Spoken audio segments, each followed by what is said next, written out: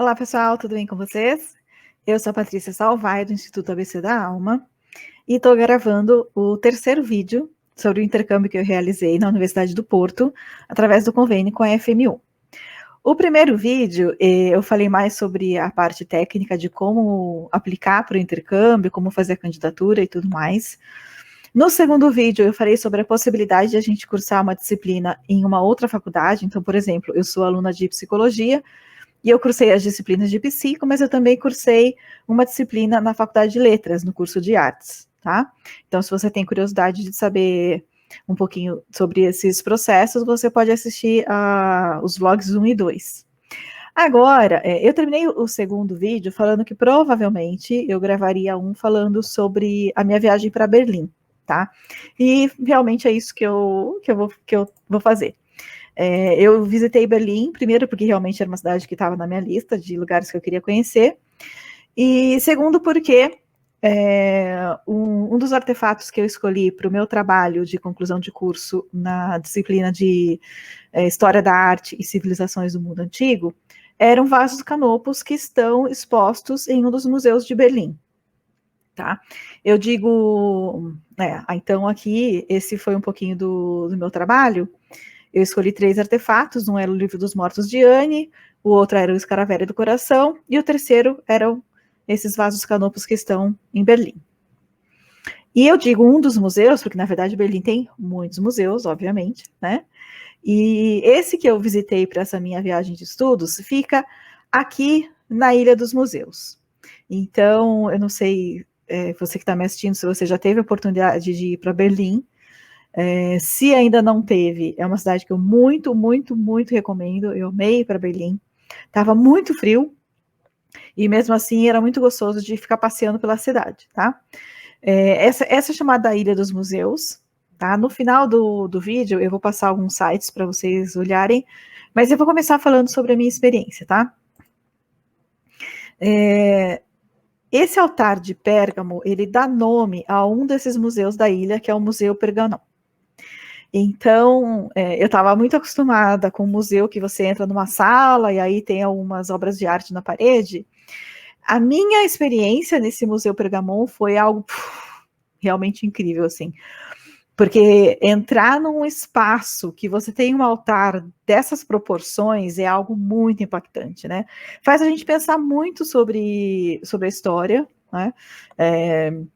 Sobre o porquê que esse altar de Pérgamo está em Berlim, né? Então isso foi desmontado em Pérgamo, foi trazido para a Alemanha, foi montado em Berlim. Então eu acho que a gente está num momento histórico que muito se discute isso, né? Mas enfim, falando sobre a minha experiência, foi realmente algo incrível. Um outro monumento, podemos dizer assim, é a Porta de Istar, que também está nesse museu, que foi algo que me impactou profundamente, né? Então, visitar esses museus, realmente, a gente faz um retorno, assim, na nossa ancestralidade. Eu amei essa experiência. E nesse videozinho, eu acho que dá para vocês perceberem que para chegar nesse portão, a gente passa por um corredor com esses mosaicos que também foram trazidos de Pérgamo. Então, é uma experiência incrível, eu muito recomendo. Nesse outro vídeo dá para ver também um pouquinho, né, do que é estar ali. Então,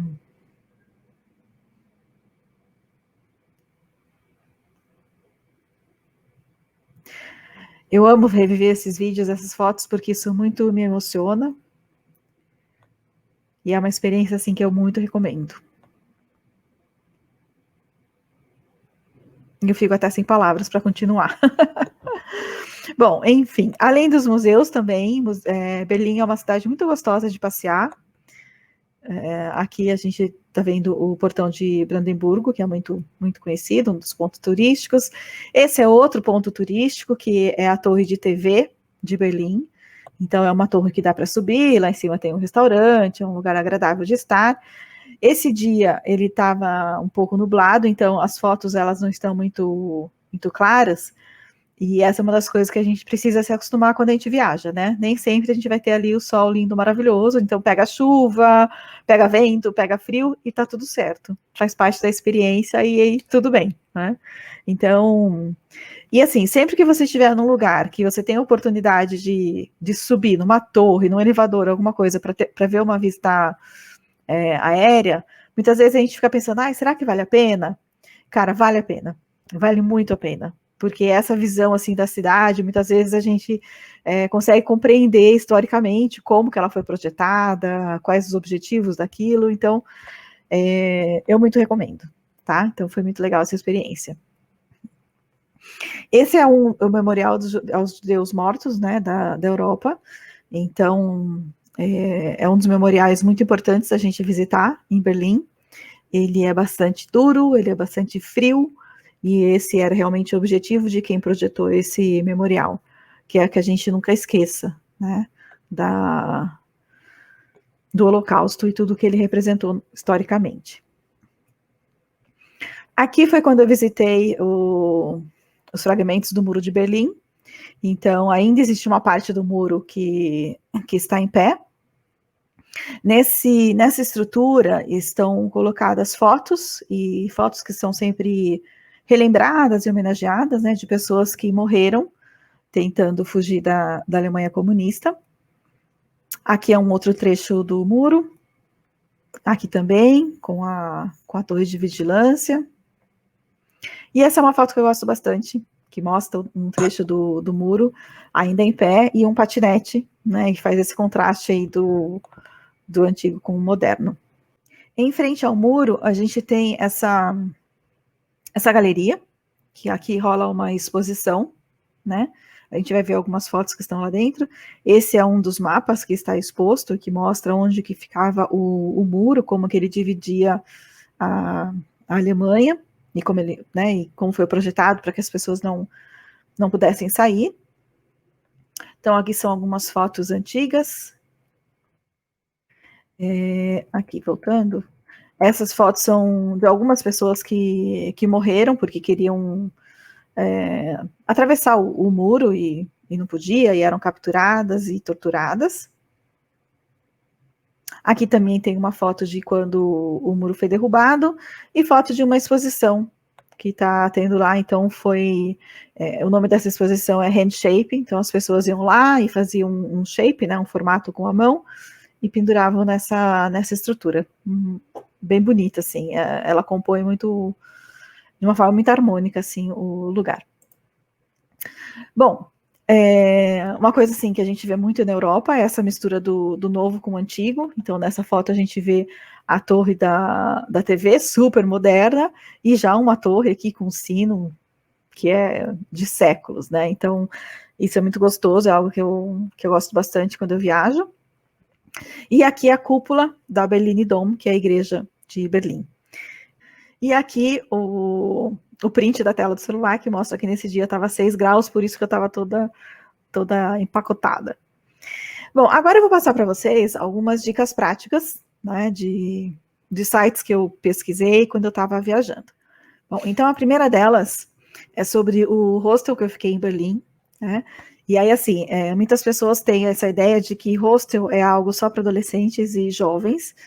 E o que eu posso te dizer, desses 8 meses que eu viajei pela Europa, é que talvez tenha sido isso assim um tempo atrás. Hoje em dia não é mais, não, tá? Então, você encontra pessoas de todas as idades em hostel. Teve um hostel que eu fiquei em Praga, que tinha três senhorzinhos, assim, entre 70 e 80 anos, que estavam viajando de boas, assim, uma mochilinha, super tranquilos. Encontrei muitas famílias, né? Então, pai, mãe, filhos, crianças e adolescentes em hostels. E a experiência do hostel é algo que eu gosto bastante. Então, aqui nessa foto a gente pode ver a recepção do Christopher's Inn, em Berlim. Então, você entra no hostel e você se dá de cara com um bar. Eu cheguei, se não me engano, era uma quinta-feira à noite, e estava tocando, tinha música ao vivo, então tinha um cara ali tocando rock. Aí você já senta, toma uma cerveja, conhece pessoas, conversa, e já combina de fazer passeio junto. Então, a experiência do hostel é algo que muito me agrada, tá? E eu recomendo. Esse St. Christopher é um dos que eu mais gostei das viagens que eu fiz. E eu vou colocar para vocês 2 sites que eu usei muito, muito, muito nas minhas viagens. Um deles é o Omio, tá? E o outro é o Skyscanner, ok? Eu vou aqui para a internet e vou tentar mostrar para vocês como que eles funcionam. Então, esse daqui, vamos começar pelo Omio. O que eu gosto bastante do Omio? Aqui ele está Istambul e Firenze, vamos ver o que ele traz de opções, senão a gente pega lugares mais perto para eu mostrar exatamente qual que é a questão, né, do Omio. Então, aqui ele está na busca, vamos ver o que ele vai trazer. Já dá para ver, né, que ele está trazendo 3 opções aqui, ó. Então, uma delas é trem, a outra é ônibus e a outra é voo, tá? Então, é muito legal usar essa plataforma, porque você consegue comparar. Se eu for de trem, se eu for de ônibus ou se eu for de avião, qual é o custo e qual é o tempo, tá? Muitas vezes, usando essa plataforma, você pode tomar uma decisão se vale mais a pena você ir de trem ou de avião. Porque a gente acha que avião é sempre mais caro, e muitas vezes não. Muitas vezes, até o ônibus fica mais caro, tá? Então, usando essa plataforma, você consegue ver qual que é a opção mais barata e qual é a opção mais rápida, tá? Aí uma outra dica também. Muitas vezes, a diferença de tempo de você ir de trem e de avião não é tão grande, né? Quando você compara o tempo, assim, de voo e o tempo do trajeto no trem.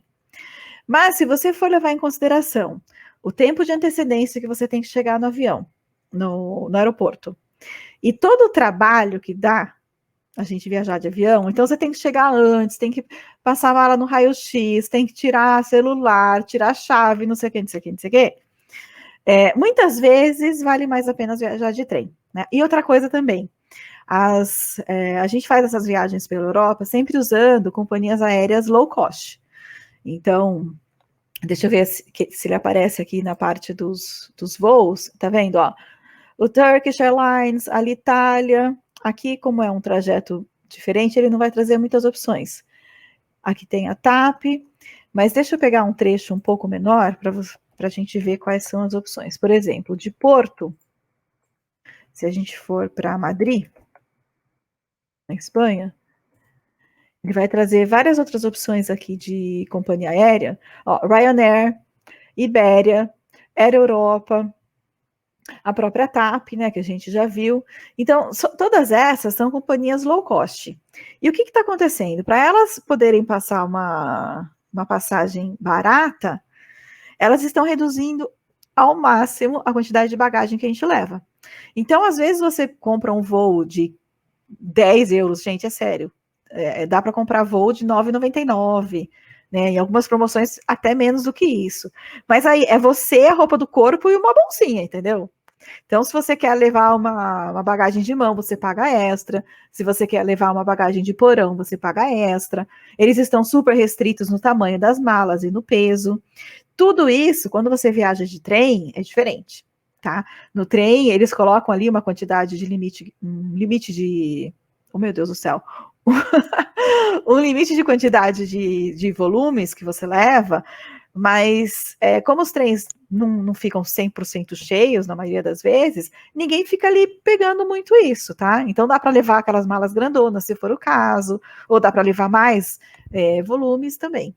Então, muitas vezes vale mais a pena, financeiramente e também pelo estresse, tá?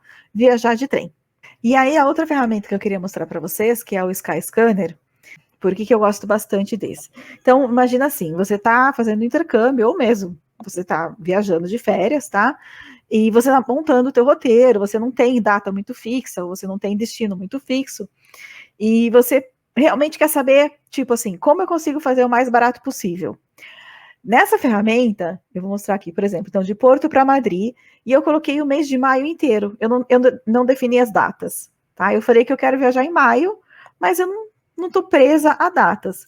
E aí, quando a gente faz a busca, ele mostra aqui o calendário do mês, tá? E aí ele vai mostrar, olha, você consegue viajar nesse trecho por 39 euros, ou você consegue viajar por 13 euros. Olha o que eu falei para vocês, tá vendo? Se você for no dia 19, você paga 13. E se você for no dia 8, você paga 39, tá? Então, essa é uma ferramenta que a gente usa bastante, que eu gosto muito. Dá para você colocar alertas, me alerte quando eu tiver uma passagem imperdível e tudo mais, tá? Eu acho que basicamente era isso que eu tinha para passar em termos técnicos e sobre minha viagem. Só vou mostrar para vocês, como eu falei, né, no outro vídeo, eu sou rata de lojinha. Então, eu comprei um pedacinho do Muro de Berlim, que é um imã de geladeira, tá? Vou mostrar para vocês. Então, esse vídeo foi para falar um pouco da minha experiência na viagem, né? Recomendo muito que você faça. E mesmo que não dê para você fazer intercâmbio, se você conseguir se planejar para passar um tempo só viajando mesmo, vale muito a pena, né? Existem formas de você fazer isso de uma forma não tão cara, né? A gente sabe que o preço do euro tá um absurdo, mas tem como a gente pegar aí uma promoção de um valor imperdível e tal, e viver essa experiência de um país diferente, numa língua diferente, numa cultura diferente. Então, eu falo inglês, mas não falo nada de alemão, nada de alemão. E essa é uma coisa também, eu achava que... Não só que eu achava, a gente ouve muito falar que o brasileiro não fala inglês, mas o resto do mundo fala inglês, e isso não é verdade, tá? Então, de todos os países que eu fui que eu viajei ali na Europa, não teve nenhum deles que, em todo lugar que eu ia, as pessoas falavam inglês, tá? Então, porque a gente vai para restaurante, você passa numa banca de jornal, você vai comprar o ticket do transporte, e muitas pessoas não entendem, não falam inglês e não gostam que você fale com ela em inglês, tá? Então, tudo isso faz parte da nossa experiência, e principalmente a gente, né, que se você também é da psico, como eu, essa questão de entender o outro e respeitar o limite do outro é muito importante, né? E uma coisa é você fazer aqui no seu mundinho, na sua rotina, outra coisa é você se expor, né? E quando a gente viaja, a gente está sempre mais exposto e mais frágil até, e viver essas experiências nesse momento. Então, tudo isso é transformador, tudo isso é o que nos constrói como ser humano.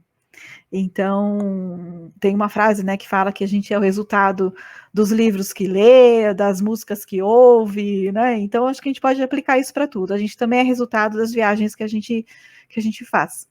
Eu posso dizer por mim que eu sou muito resultado de todas essas experiências que eu vivi. Eu espero que você tenha gostado desse vídeo, tá? E eu vou escolher entre as outras viagens que eu fiz, qual que vai ser a próxima que eu vou montar, contar um pouquinho para vocês da minha experiência, tá bom? Então, um grande beijo e eu espero te ver na próxima semana.